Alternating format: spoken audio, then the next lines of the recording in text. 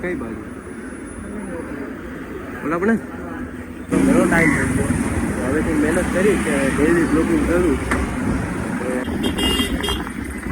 અત્યારે નીકળી ગયા છે અમે અત્યારે રાજભાઈ લઈ ગયા છે એમનો આ ડાયમંડનું શું કહેવાય ઓફિસ છે એટલે હું પેન્ટ છે આ ભાઈનું હું બોલ્યો